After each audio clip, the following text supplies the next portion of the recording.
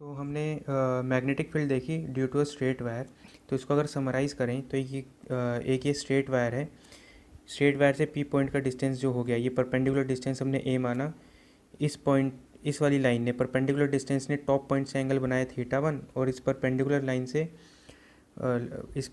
Line ने bottom point से angle बनाया थीटा 2। तो ये अगर सिनेरियो होगा तो magnetic field at point P, इसको लिखा जाएगा μ0I/4πa into sin θ1 plus sin θ2। इसमें जो इंपॉर्टेंट पॉइंट्स है वो क्या क्या है?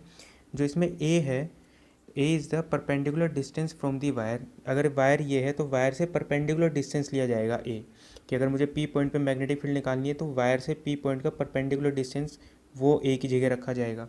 θ1 and θ2 are measured from the perpendicular distance. इसको हमने परपेंडिकुलर डिस्टेंस बोला, तो θ1 θ2 इस परपेंडिकुलर डिस्टेंस से मेज़र किए जाएंगे, यहाँ और यहाँ से मेज़र नहीं होंगे।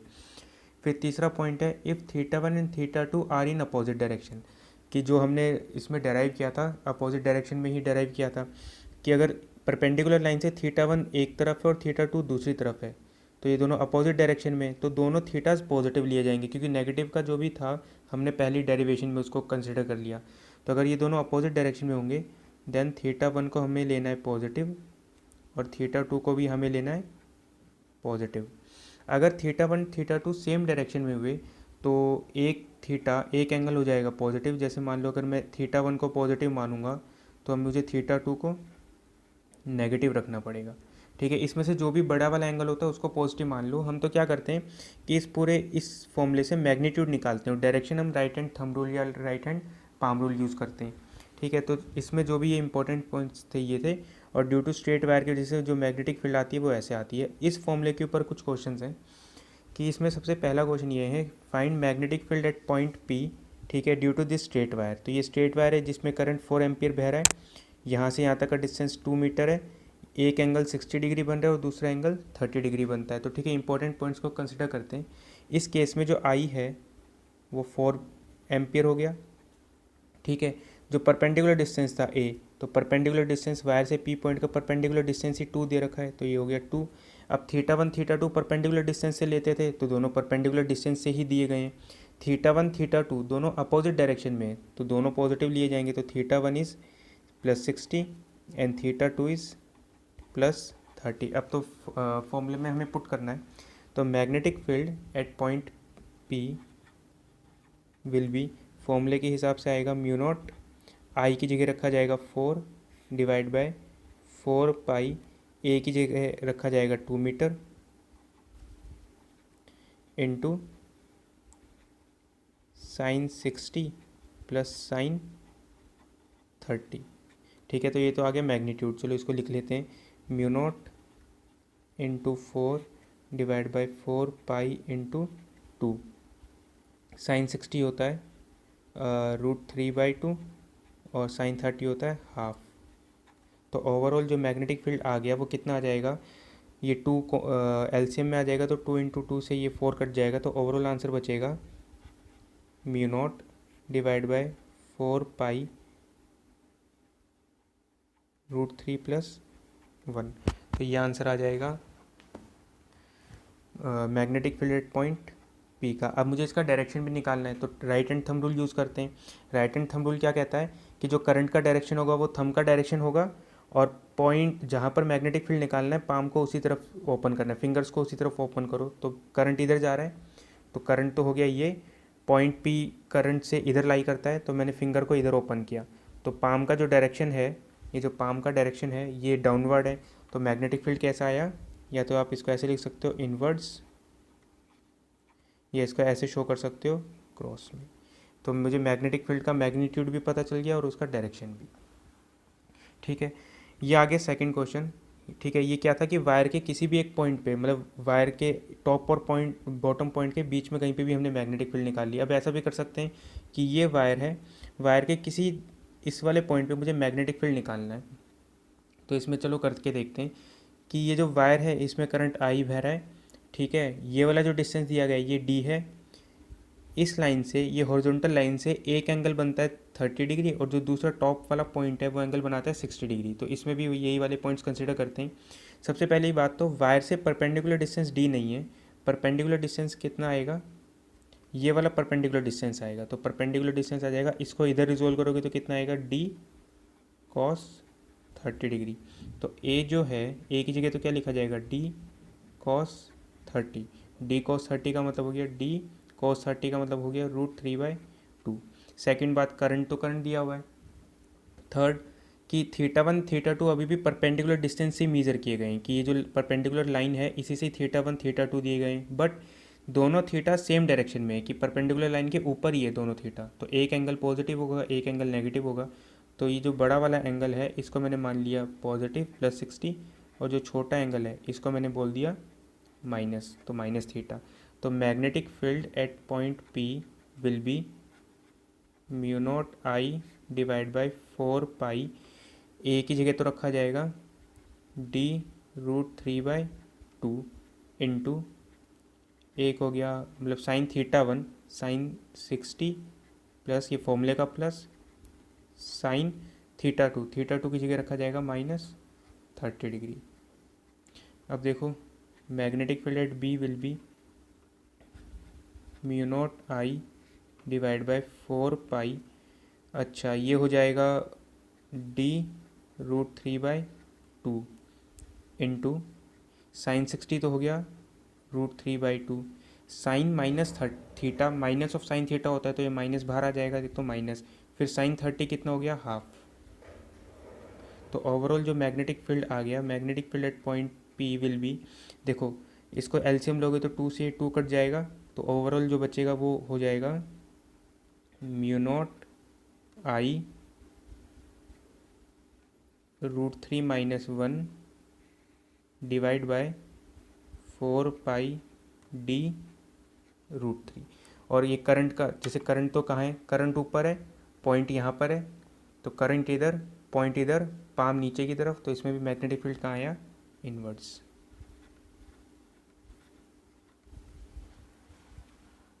तो ये पहला जो क्वेश्चन था इसमें ये था कि दोनों थीटाज अपोजिट डायरेक्शन में थे। ये वाला क्वेश्चन ऐसा था जिसमें दोनों थीटाज सेम डायरेक्शन में थे, तो एक को पॉजिटिव लिया और दूसरे को नेगेटिव।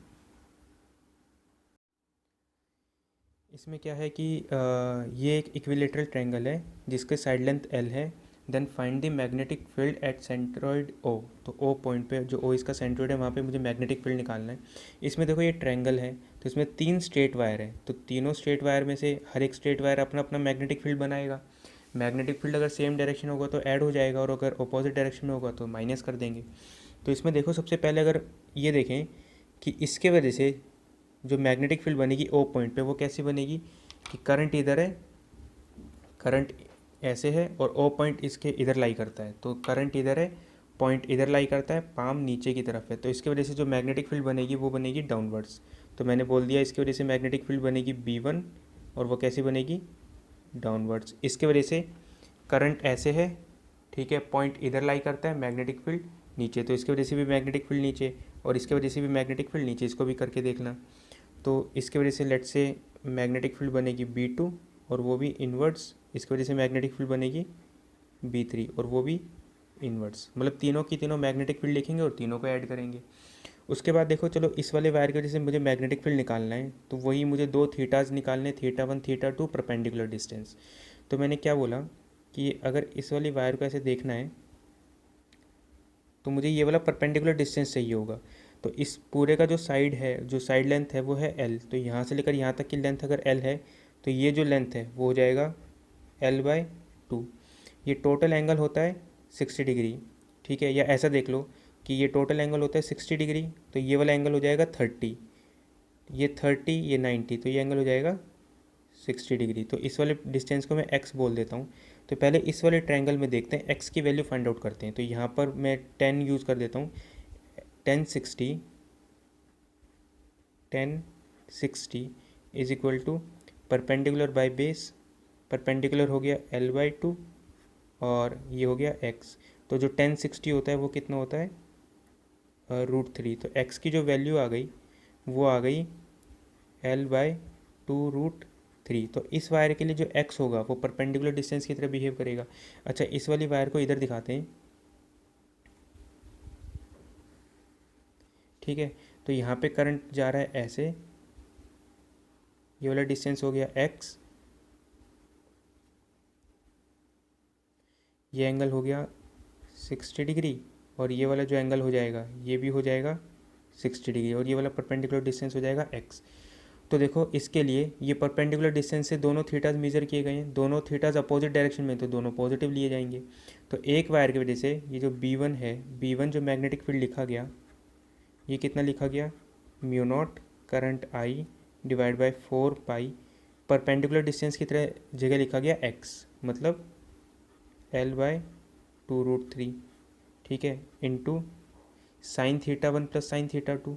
तो इस केस में थीटा 1 कितना है, 60 है, थीटा 2 भी कितना है, 60 है, और जो परपेंडिकुलर डिस्टेंस है a वो तो x के बराबर था, उसको हमने कितना लिखा, L/2√3। तो ये आ जाएगा साइन 60 प्लस साइन 60, ठीक है। तो ओवरऑल जो मैग्नेटिक फील्ड आएगा B1 वो कितना आ जाएगा, mu naught I divide by 4 पाई, ये हो जाएगा L इधर 2√3 ऊपर, इंटू साइन 60 √3/2 प्लस √3/2।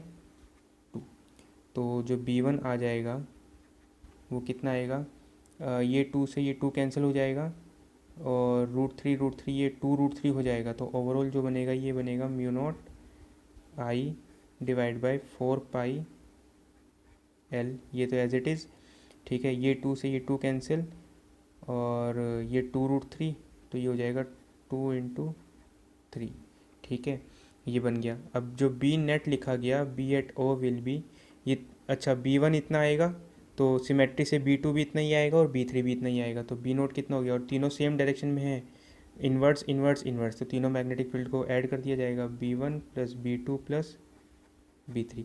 अब तीनों ही मैग्नेटिक फील्ड इक्वल है, तो इसको हम ऐसे भी लिख सकते हैं 3 इंटू B1। तो net magnetic field at point O will B, इसी को 3 से मल्टीप्लाई कर देंगे, mu naught I into 2 into 3 divide by 4 pi L into 3। ये नेट मैग्नेटिक फील्ड आएगा, और इसका जो डायरेक्शन है वो भी कैसा जाएगा, इन्वर्स जाएगा। तो जो भी नेट मैग्नेटिक फील्ड है वो इंटू प्लेन ऑफ पेपर। तो इसको सोल्व करके जो भी आएगा ये 2 से ये 2 कट जाएगा, तो उस तरीके से लिख सकते हैं।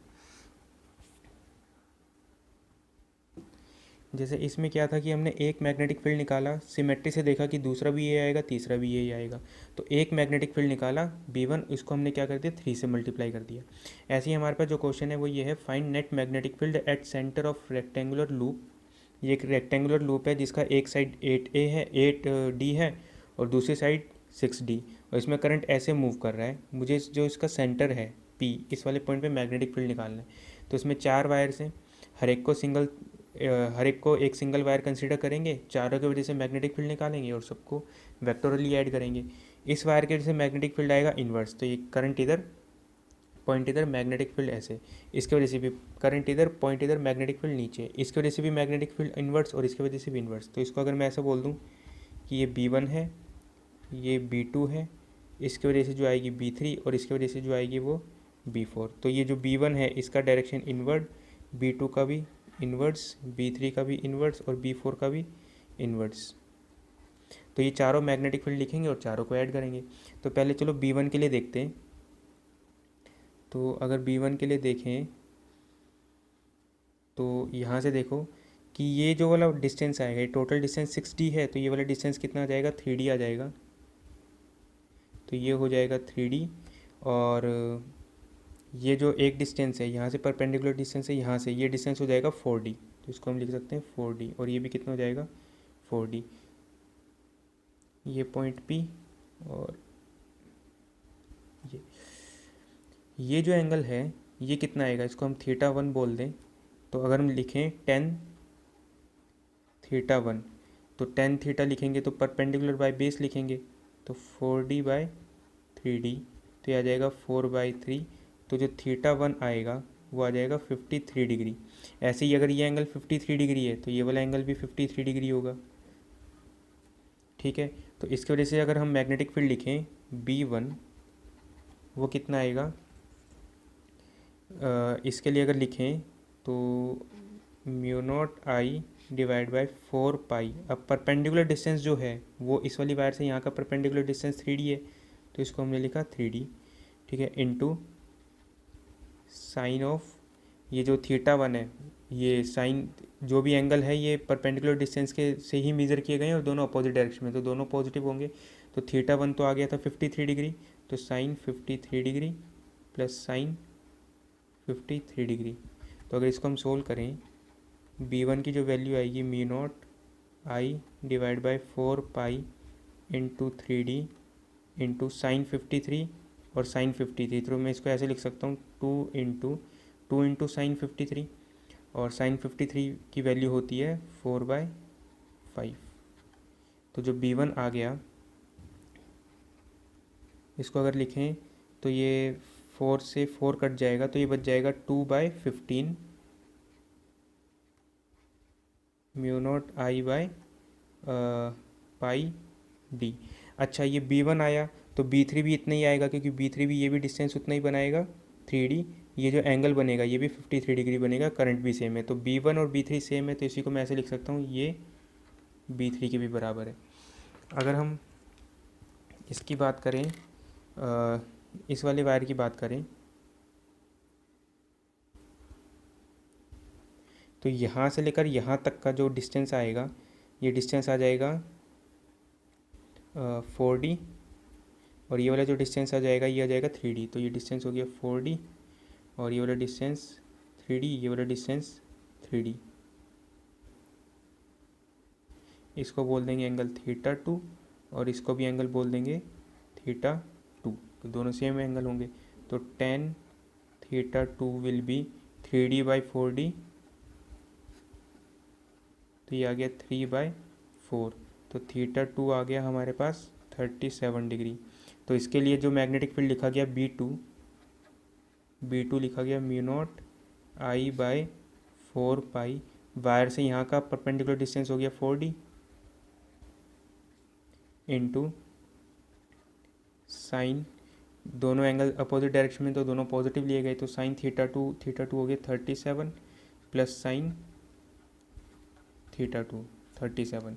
तो इसको हमने लिखा mu naught I divide by 4 pi into 4D into sine 37 two sine 37, तो साइन 37 हो गया 3/5। तो ये जो आया ये कट जाएगा 2 पे 8 5 43, तो 3/40 mu naught I by pi D.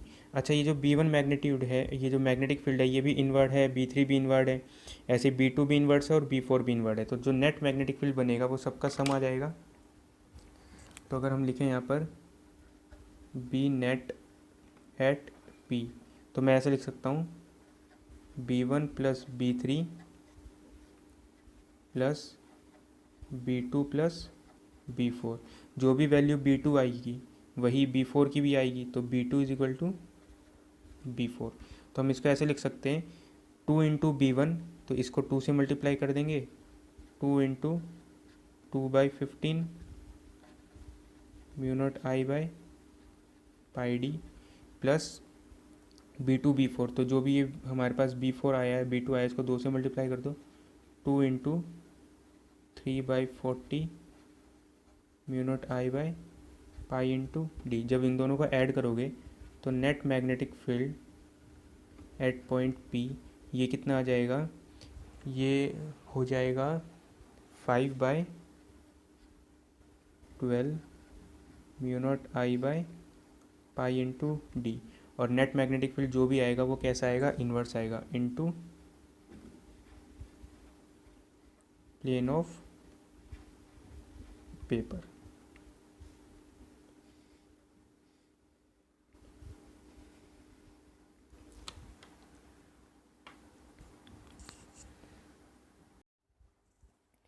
इसमें जो नेक्स्ट क्वेश्चन है वो ये है कि ABCD एक स्क्वायर है जिसका साइड जो है वो A है, कि ये जो एक स्क्वायर है इसका साइड लेंथ A है और resistance of ABC wire is R0, इसका रेजिस्टेंस R0 है और ADC वायर का रेजिस्टेंस 2R0 है। तो जो करंट आएगा पहले तो वो दो रेजिस्टेंस के हिसाब से बढ़ जाएगा कि ABC वायर और ADC वायर आपस में पैरेलल है, तो पहले करंट बटेगा, फिर ये जो करंट होगा ये ओ पॉइंट पे मैग्नेटिक फील्ड बनाएगा, तो हमसे net magnetic field at the centre of square पूछा है। तो सबसे पहले तो ये देखते हैं कि जो भी करंट आया वो दोनों वायर में कैसे बटेगा। तो ठीक है, इसको हम ऐसा बना सकते हैं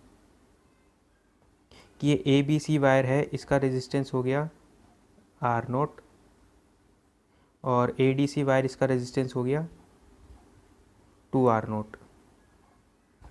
इसमें करंट चला गया I1 और इसमें करंट चला गया I2। तो पैरेलल वायर में करंट डिस्ट्रीब्यूट होता है रेजिस्टेंस के रेसिप्रोकल रेशियो में। तो I1 ratio I2 will be 1/R0 ratio 1/2R0। तो इसको हम 2R0 से मल्टीप्लाई कर दे तो 2:1 है। इसका मतलब जो I1 आ जाएगा, I1 वो आ जाएगा 2 डिवाइड बाई टोटल 2/3 इंटू आई आ जाएगा, और जो I2 है वो आ जाएगा 1/3 इंटू आई। तो इसमें और इसमें यहाँ पे करंट चला गया लेट से I1, और यहाँ करंट चला गया I2। तो I1 और I2 की हमने वैल्यू फाइंड आउट कर ली। उसके बाद हम ये देखते हैं कि ये जो वायर है यहाँ पर मैग्नेटिक फील्ड बनाएगा, ये वायर भी यहाँ पर मैग्नेटिक फील्ड बनाएगा। तो इस वायर की वजह से जो यहाँ पर मैग्नेटिक फील्ड आएगा वो आएगा अंदर की तरफ, क्योंकि करंट इधर है और पॉइंट नीचे है। तो इस वायर की वजह से मैग्नेटिक फील्ड आएगा अंदर, इस वाली वायर की वजह से भी मैग्नेटिक फील्ड आएगा ऐसे अंदर। अच्छा, इसके वजह से मैग्नेटिक फील्ड आएगा बाहर, और इस वायर की वजह से भी मैग्नेटिक फील्ड आएगा बाहर। मतलब इसको मैं बोल देता हूँ लेट से B1, तो इसको मैंने बोल दिया B2, इसको बोल देते हैं B2, ये हो गया B3 और ये हो गया B4। ठीक है, तो B1 B3 ऐड होंगे, B2 और B4 भी ऐड होंगे, और इसमें से ये वाला माइनस हो जाएगा। तो चलो पहले मैं B1 के लिए फाइंड आउट करते हैं। तो B1 के लिए अगर हम देखें तो ये जो वायर है ये कुछ ऐसे नज़र आएगा कि ये वायर ऐसे है, इसमें करंट चला जाएगा, I1 करंट जा रहा है तो 2/3 I करंट जा रहा है। ठीक है, और यहाँ से लेकर ये परपेंडिकुलर डिस्टेंस कितना हो गया, यहाँ से ये जो डिस्टेंस हो जाएगा ये A हो जाएगा, तो A का हाफ A/2। इस वाले पॉइंट ने यहाँ से एंगल बनाया 45 डिग्री, और यहाँ से भी एंगल बनाएगा ये 45 डिग्री। तो जो B1 आ गया, B1 वो आ जाएगा म्यू नॉट, करंट हो गया 2I/3 divide by 4 perpendicular distance की जगह हो गया A/2 into sine 45 plus sine 45। तो साइन 45 प्लस साइन 45। तो हम ठीक है B1 लिखते हैं। B1 कितना आ गया, देखो म्यू नॉट 2I/4πA/2 इंटू 3, ये 3 नीचे चले गए, ये A/2 हो गया, इंटू साइन 45 प्लस साइन 45 हो जाएगा 2 इंटू साइन 45, 2 इंटू 1/√2। तो ओवरऑल जो B1 आ जाएगा वो हो जाएगा ये म्यू नॉट I/4πA, ये तो आएगा ही, इंटू में ये 2 इंटू 2 इंटू 2 हो जाएगा 8, ऊपर चले जाएगा √2, तो ये हो जाएगा 4√2 डिवाइड बाय 3। ठीक है, तो ये जो B1 आया यही B3 के बराबर हो जाएगा। ऐसे ही अगर मैं निकालूं B2 के लिए भी वैसे ही रहेगा कि जो दोनों एंगल बनेंगे वो इसके लिए देखें तो दोनों एंगल 45 डिग्री बनेंगे, और ये परपेंडिकुलर डिस्टेंस रहेगा A/2। तो B2 हम डायरेक्ट लिखते हैं म्यू नॉट, इसमें जो करंट जाएगा वो I2 जाएगा, I2 करंट हो जाएगा I/3 नीचे हो जाएगा 4π into perpendicular distance A/2 into sine 45 plus sine 45। इसको जब सोल्व करेंगे तो ये हो जाएगा mu naught divide by mu naught I/4πA, mu naught I/4πA, फिर ये 2 ऊपर चल जाएगा, 2 इंटू 2 4, ये हो जाएगा 2√2 डिवाइड बाय 3। ठीक है, और यही B2 किसके बराबर आएगा, P2 B4 के बराबर आएगा। तो net magnetic field at point O will B B1 plus B3 minus B2 plus B4। तो बी एट मैग्नेटिक फील्ड, ये ओवरऑल जो भी डेटा रखोगे उसमें देखो कि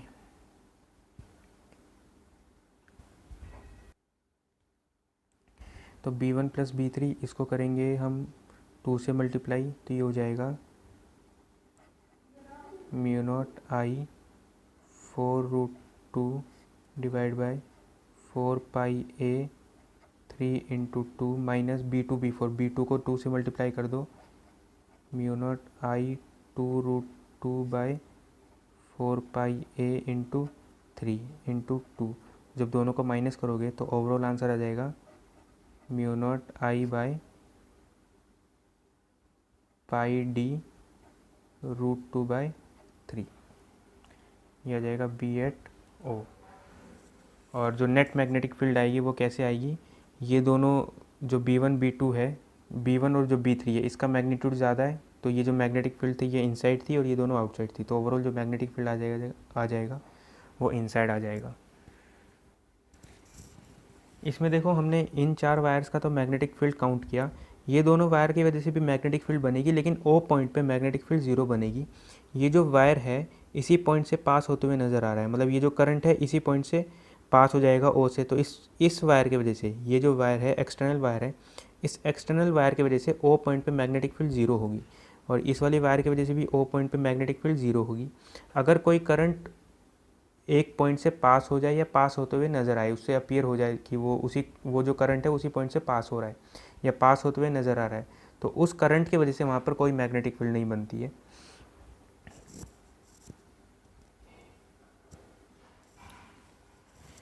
इसमें एक ये क्वेश्चन है, square of side a resistance of wire is uniform in the square, find the magnetic field at centre O. कि ये जो स्क्वायर है, तो इस वायर का जो रेजिस्टेंस है वो यूनिफॉर्म है, कि अगर इसका रेजिस्टेंस लेट से अगर हम R मान ले, तो इस वायर का भी रेजिस्टेंस R है, इसका भी रेजिस्टेंस R है और इसका भी रेजिस्टेंस R है। तो इसमें क्या होगा कि ये करंट यहाँ से आएगा, ये करंट ऐसे और ऐसे बढ़ जाएगा, तो इस वाले करंट को मैंने I1 बोल दिया और इस वाले करंट को I2, यही करंट इसमें मूव करेगा I2 और इसमें भी मूव करेगा I2, ठीक है, और ये कंबाइन होकर I करंट यहाँ निकल जाएगा। तो ओ पॉइंट पे देखो, ये इसमें 6 वायर है, 1 2 3 4 5 6, लेकिन इसके और इसके वजह से यहाँ पर मैग्नेटिक फील्ड 0 आएगी, क्योंकि ये करंट इसी पॉइंट से पास होते हुए नज़र आ रहा है, तो इसकी कोई भी मैग्नेटिक फील्ड नहीं बनेगी, इस वायर की भी कोई मैग्नेटिक फील्ड नहीं बनेगी। तो इन चारों वायर की मैग्नेटिक फील्ड निकालते हैं और उसको ऐड या माइनस करना है। इसके वजह से जो यहाँ पर मैग्नेटिक फील्ड बनेगी उसको मैंने मान लो B1 बोल दिया, तो जो इसकी वजह से यहाँ पर मैग्नेटिक फील्ड बनेगी, करंट इधर है, पॉइंट इस साइड है, तो पाम ऊपर की तरफ है, तो इसके वजह से मैग्नेटिक फील्ड बनेगी बाहर, इसके वजह से मैग्नेटिक फील्ड बनेगी, करंट इधर, पॉइंट इधर अंदर, इसके वजह से भी मैग्नेटिक फील्ड अंदर और इसके वजह से भी मैग्नेटिक फील्ड अंदर, तो ये मैग्नेटिक फील्ड बनेगा इनसाइड, इनसाइड और इनसाइड। तो इस वाले को मैंने मैग्नेटिक फील्ड बोल दिया B2, इसको बोल दिया B3 और इसको बोल दिया B4। अच्छा, इसमें अब ये देख सकते हैं कि B2, B3 और B4 तीनों मैग्नेटिक फील्ड बराबर होगी, क्योंकि तीनों में करंट सेम जाएगा, तीनों में ही जो θ1 θ2 होंगे सेम होंगे और परपेंडिकुलर डिस्टेंस भी सेम होंगे। B1 अलग होगा और B2 अलग होगा। तो ठीक है, सबसे पहले I1 और I2 फाइंड आउट करते हैं। तो ये जो है इसका रेजिस्टेंस R हो गया और इन तीनों का कंबाइंड रेजिस्टेंस 3R हो गया। तो लेट्स से ये करंट I है, ये दो पार्ट में बटा, ये रेजिस्टेंस हो गया 3R, ये रेजिस्टेंस हो गया R और ये करंट I इधर। तो इसमें से मैंने करंट क्या बोला I2 और इसमें से मैंने करंट बोला I1। तो I1 ratio I2 is equal to 1/3R ratio 1/R ratio 1/3R। तो ये हो जाएगा 3:1। तो I1 की वैल्यू आ गई 3 डिवाइड बाई टोटल 3 + 1 इंटू में I, तो हो गया ये 3I/4। तो जो I2 आ जाएगा वो आएगा I/4। तो इसमें करंट गया 3I/4 और इसमें करंट गया I/4। तो इसकी वजह से मैग्नेटिक फील्ड लिखते हैं।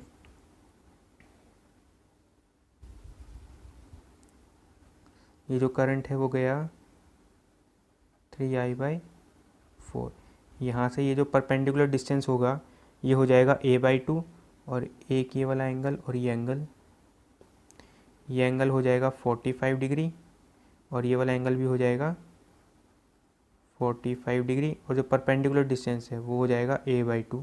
तो जो B1 मैग्नेटिक फील्ड लिखा गया B1 वो कितना आया, म्यू नॉट, करंट हो गया 3I/4 divide by 4 pi, perpendicular distance हो गया a/2 into sine 45 plus sine 45, 2 into sine 45। तो ओवरऑल जो B1 की वैल्यू आ गई वो आ गई म्यू नॉट डिवाइड बाय, इसको ऐसे लिख लेते हैं 3I/4, ये हो जाएगा 4 पाई a/2 इंटू 2 इंटू 1/√2। और जो B1 आया वो कैसा आया, बाहर की तरफ, मतलब आउटवर्ड। और अगर हम निकालें B2 निकालें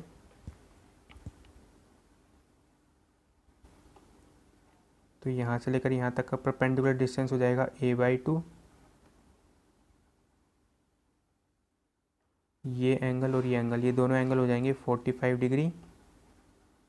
तो जो B2 लिखा जाएगा, और इसमें करंट मूव कर रहा है I/4, तो B2 लिखा जाएगा mu naught I/4 divide by 4 pi into a/2 sine 45 plus sine 45, तो 2 इंटू साइन 45 डिग्री।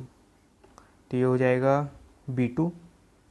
ठीक है, तो अगर हम B2 को भी लिखें mu naught I/4 divide by 4 pi a/2 2 into 1/√2। तो ये आ गया B2। जितना B2 होगा उतना ही B3 होगा, उतना ही B4 होगा, और जो B2 होगा वो होगा इनसाइड। तो तीनों मैग्नेटिक फील्ड अंदर की तरफ है और ये अकेला मैग्नेटिक फील्ड बाहर की तरफ है। तो net magnetic field at point O,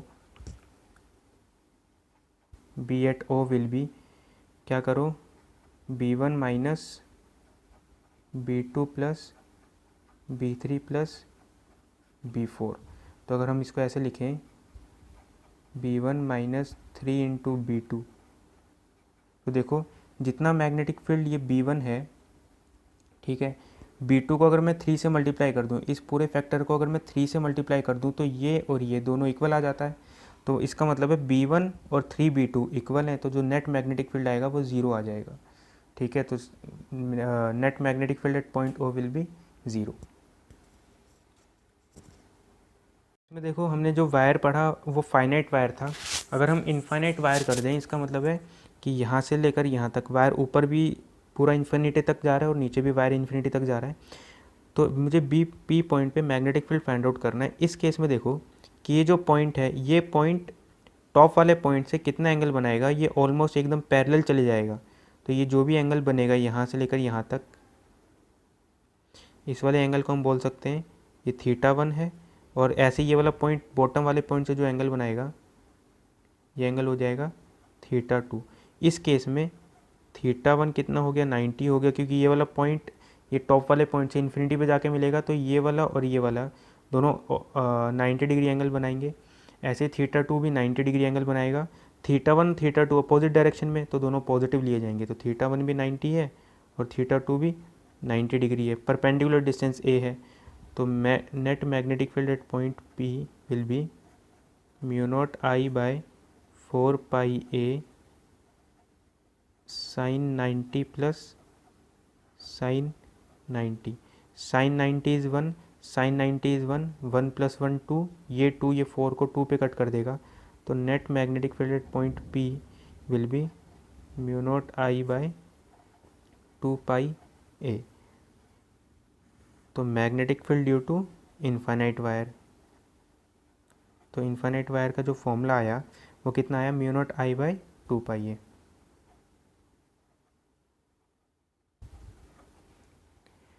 ऐसे ही सेमी इनफाइनाइट वायर भी हो सकता है। तो हम क्या करें कि एक वायर ऐसे लें, एक पॉइंट से यहाँ से लेकर यहाँ तक परपेंडिकुलर डिस्टेंस A है, तो ये वाला पॉइंट हो गया P।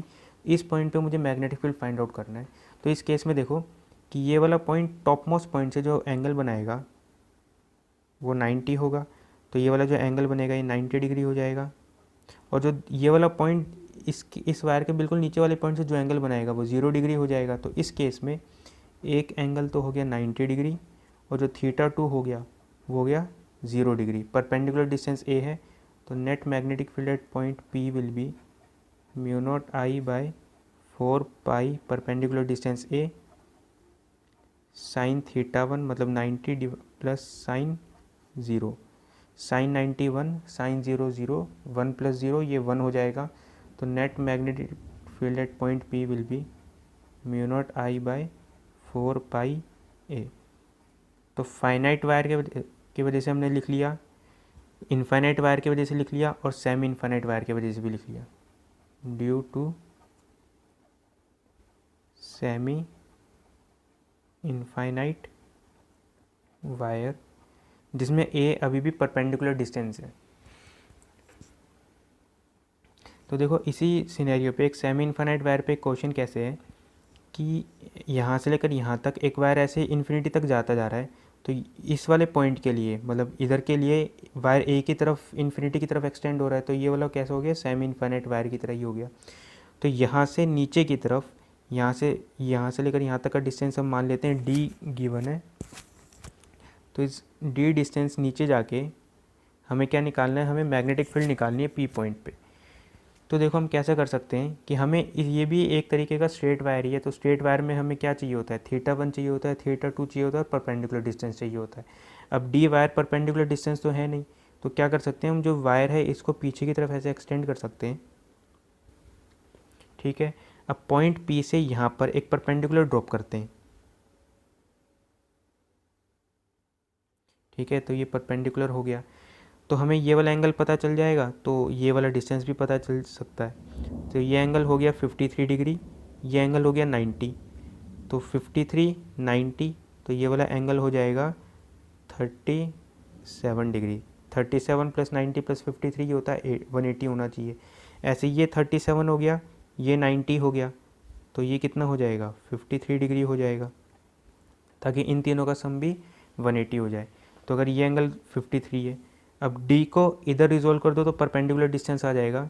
तो इस केस में जो परपेंडिकुलर डिस्टेंस है a, ठीक है, वो कितना हो जाएगा, d को इधर रिजोल्व कर दो तो ये आ जाएगा d cos 53 डिग्री। तो a का मतलब तो हो गया, चलो इसको यहाँ लिखते हैं, a का मतलब तो हो जाएगा d cos 53 डिग्री। तो d cos 53 का मतलब होता है 3/5, तो परपेंडिकुलर डिस्टेंस आ गया।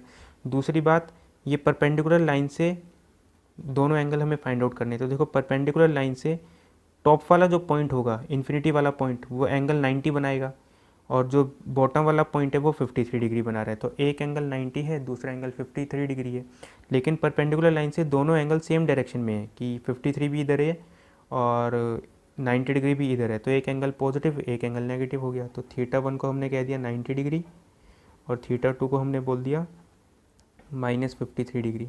तो परपेंडिकुलर डिस्टेंस पता चल गया, θ1 θ2 आ गया। तो देखो इसके अंदर हम लिख सकते हैं magnetic field at point P will be μ0I/4 pi a sine θ1 plus sine θ2।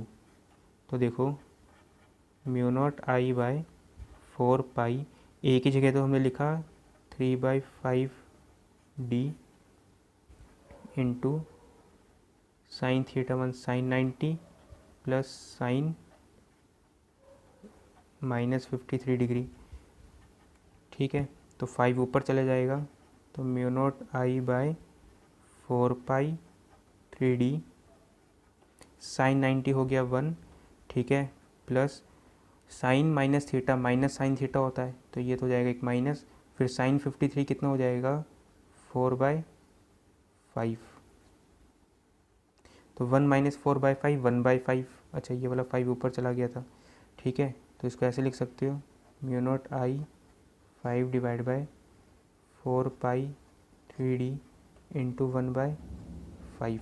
तो 5 से 5 कैंसिल, तो net magnetic field at point P will be μ0I divide by 3 × 4 12 pi d। अच्छा, इसका डायरेक्शन फाइंड आउट करना हो तो कि करंट इधर है और करंट से जो पॉइंट P है वो इधर लाई करता है, तो इसको इधर दिखाएं, करंट इधर है और P पॉइंट इधर लाई करता है, तो करंट इधर, पॉइंट इधर, मैग्नेटिक फील्ड इनसाइड। तो इसमें मैग्नेटिक फील्ड आ जाएगा इनटू प्लेन ऑफ पेपर।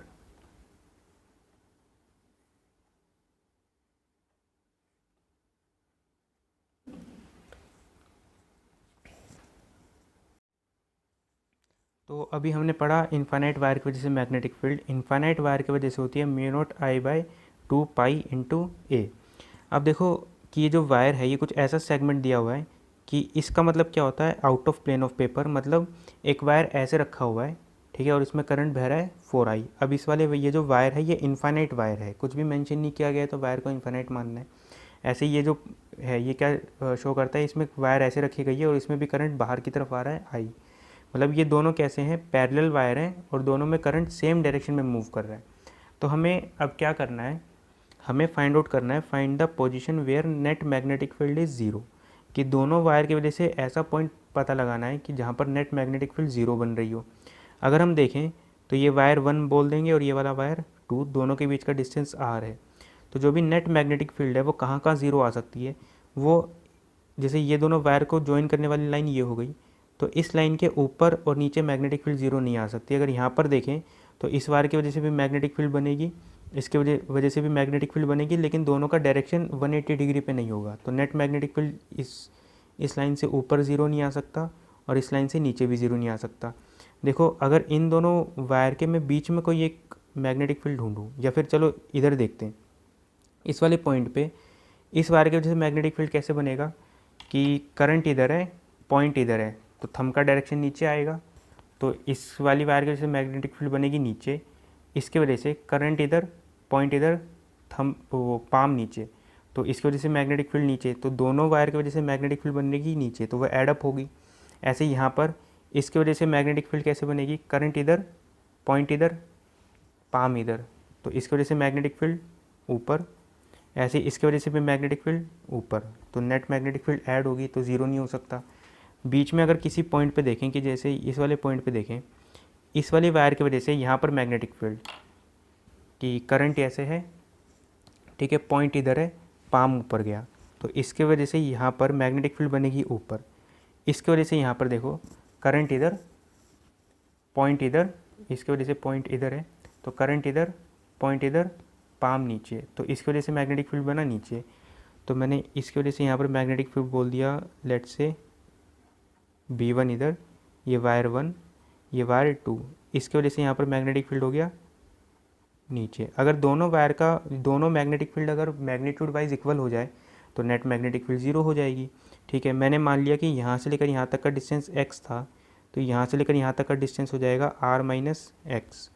तो magnetic field due to wire 1, मतलब अगर मैं B1 देखूँ तो B1 का मैग्नीट्यूड कितना आएगा, म्यू नॉट, करंट हो गया 4I डिवाइड बाय 2 पाई, यहाँ से लेकर यहाँ तक ये परपेंडिकुलर डिस्टेंस है तो ये a हो गया, ये हो जाएगा r माइनस एक्स।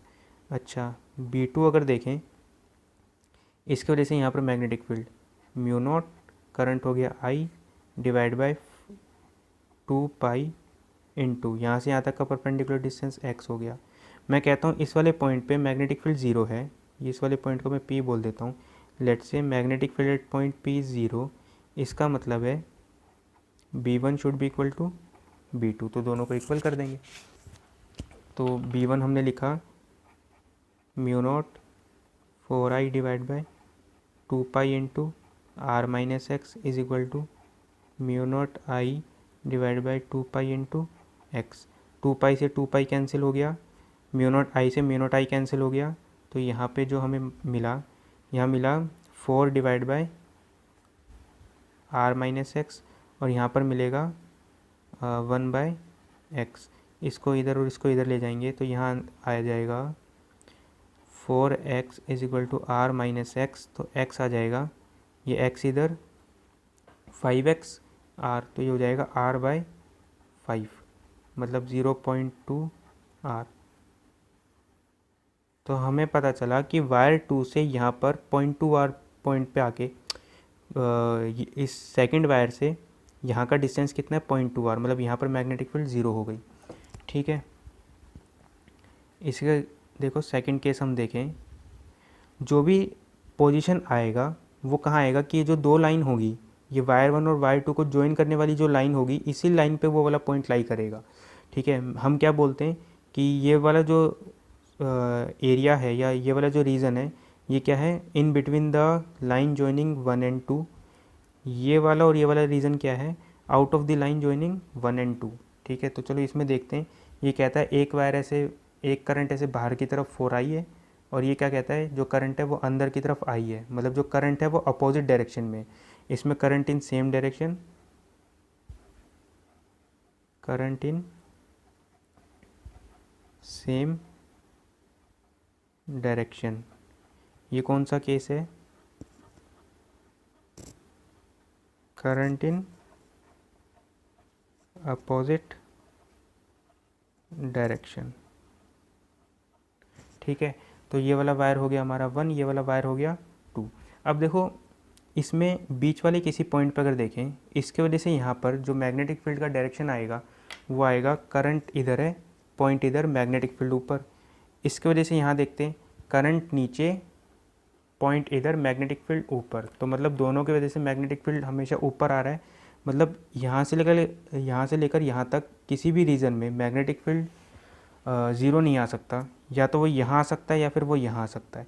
इसमें भी देखो यहाँ पे मैग्नेटिक फील्ड ज़ीरो नहीं आएगा, क्योंकि यहाँ पर मैग्नीट्यूड ज़्यादा है और डिस्टेंस कम है, तो न्यूमरेटर ज़्यादा हो जाएगा, डिनोमिनेटर कम आ जाएगा। तो मतलब इसके वजह से मैग्नेटिक फील्ड और इसकी वजह से मैग्नेटिक फील्ड इक्वल नहीं हो सकती। तो इस वाले पॉइंट पे हो सकती है, ये वाला पॉइंट P बोल देते हैं। 1 की वजह से यहाँ पर मैग्नेटिक फील्ड देखते हैं, 1 की वजह से यहाँ पर करंट इधर, पॉइंट इधर, मैग्नेटिक फील्ड ऊपर।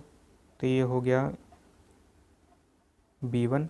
ये वायर 2, इस वायर 2 की वजह से यहाँ पर मैग्नेटिक फील्ड जाएगा नीचे, B2। यहाँ से लेकर यहाँ तक का डिस्टेंस हम x बोल देते हैं। तो देखो B1 की वैल्यू लिखी गई, इसके वजह से लिखा जाएगा mu naught 4I, mu naught current I divide by 2 pi into perpendicular distance, यहाँ से लेकर यहाँ तक का perpendicular distance R plus x is equal to, इसके वजह से magnetic field mu naught current I divide by 2 pi, यहाँ से यहाँ तक का परपेंडिकुलर डिस्टेंस x, ये हो जाएगा B2, ये हो जाएगा B1, ये हो जाएगा B2। अब एक P पॉइंट पे मैग्नेटिक फील्ड हमने ज़ीरो बोल दिया कि magnetic field at P zero, इसका मतलब है B1 should be equal to B2। This gives mu naught 4I divide by 2 pi R plus x is equal to mu naught I divide by 2 pi into x. Mu naught I 2 pi, mu naught I 2 pi cancel, यहाँ बच गया 4 divide by R plus x, और यहाँ बच गया 1 by x. इसको इधर उसको इधर लेके जाएंगे तो 4x is equal to R plus x, ये x इधर आ जाएगा 3x, तो x की वैल्यू आ जाएगी R बाई 3। तो अगर इसको भी देखें तो ये है 0.33 R। तो देखो हमने दोनों ही केस में ये पता लगा लिया कि मैग्नेटिक फील्ड ज़ीरो कहाँ होगी। सबसे पहला पॉइंट, अगर इसमें हम कंक्लूज़न निकालें,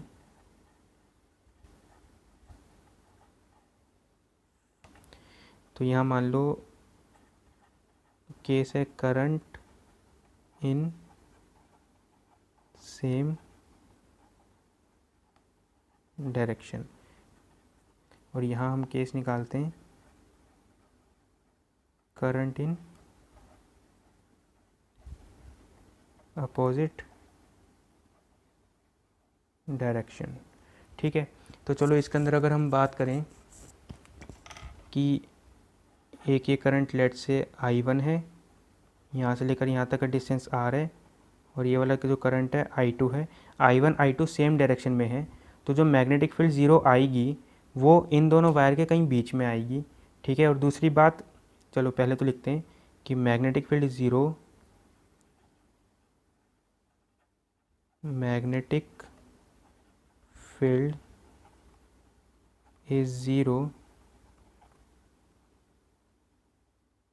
in between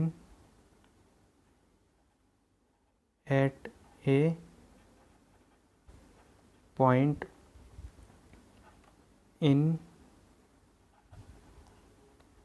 between line joining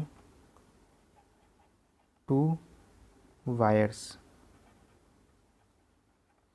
कि जो भी मैग्नेटिक फील्ड ज़ीरो आएगा वहाँ आएगा कि इन दोनों वायर को जो लाइन ज्वाइन कर रही है, कि ये जो लाइन ज्वाइन कर रही है इसके कहीं बीच में आएगा, और उसमें भी जो करंट छोटा वाला होगा उसके पास आएगा। जैसे इस वाले केस में अगर देखें कि एक तो कहीं बीच में आया, और इसमें देखो ये जो डिस्टेंस आया x वो 50% से कम आएगा।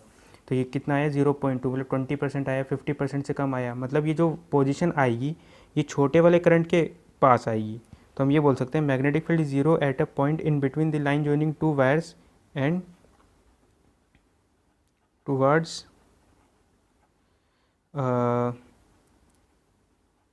Smaller current. ठीक, तो मतलब यहाँ से लेकर यहाँ में अगर मान लो I2 करंट छोटा है तो ये वाला पॉइंट ये यहाँ से लेकर यहाँ तक का डिस्टेंस R/2 से छोटा होगा। ऐसे ही अगर हम इसमें देखें कि एक ये करंट है I1 और एक ये करंट है I2, तो देखो एक ये करंट बाहर की तरफ और ये करंट अंदर की तरफ, तो current is in opposite direction. इसमें magnetic field is 0 at point lying on the line joining